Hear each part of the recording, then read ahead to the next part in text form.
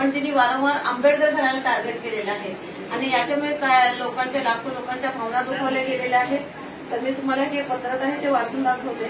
गेल्या 5-6 दिवसापासून सीमा रणदिवे नामक महिला ही बेलापूरमध्ये राहते. सातत्याने फेसबुकवर, सोशल मीडियावर च्या साईटवरती डॉक्टर बाबासाहेब आंबेडकरांचे नातू वंचित बहुजन आघाडीचे राष्ट्रीय अध्यक्ष यांच्या बद्दल सातत्याने द्वेषपूर्ण लिखाण करत आहे. तरी यामध्ये मी आंबेडकर घराणे मानत नाही, पक्क्या अशा अश्लील शब्दांचा उपयोग जाहीरपणे करते. याचबरोबर आत्महत्याचा वापर, जेव्हा ती आत्महत्या करत होती तेव्हा त्यांनी या शब्दाचा वापर केलेला आहे की माझ्या आत्महत्येला आंबेडकर घराणे जबाबदार आहे.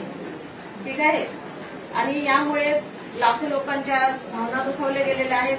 या महिलेच्या मानसिक संतुलन बिघडलेलं आहे. घराणं हे अतिशय आदरणीय, वंदनीय स्थान आहे आज महाराष्ट्रभरात आणि देशभरात. संविधान कर्त्याचे वंशज आहे.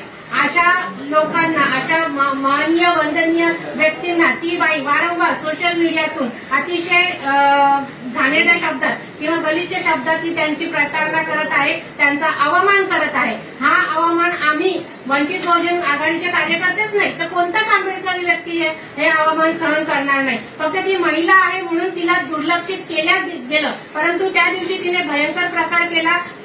197 BNS नुसार तिच्यावर दखलपात्र गुन्हा दाखल व्हावा आणि या महिलेला लवकरात लवकर महिला बंदी करावी.